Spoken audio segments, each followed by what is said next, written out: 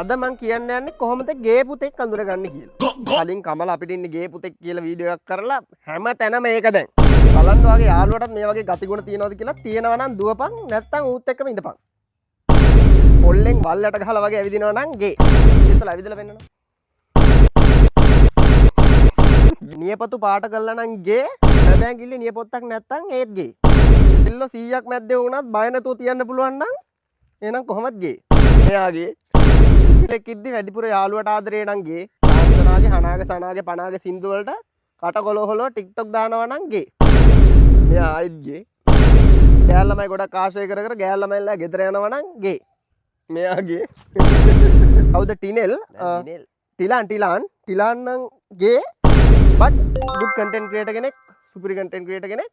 එයා විතරක් නෙමෙයි අපේ අනිත් ගේ ක්‍රියේටර්ස්ලා ඔක්කොමත් හොඳයි.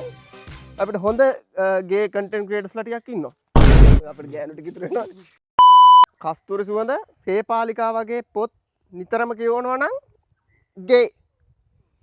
අතර මම මේවා කියන්නේ කාගවත් හිතක් රිද්දන්නවත් කාටවත් මඩක් ගහන්නවත් නෙමෙයි. ඔයාට මම මේ කියන දෙයකින් හිත රිදෙනවා නම් වාගේ.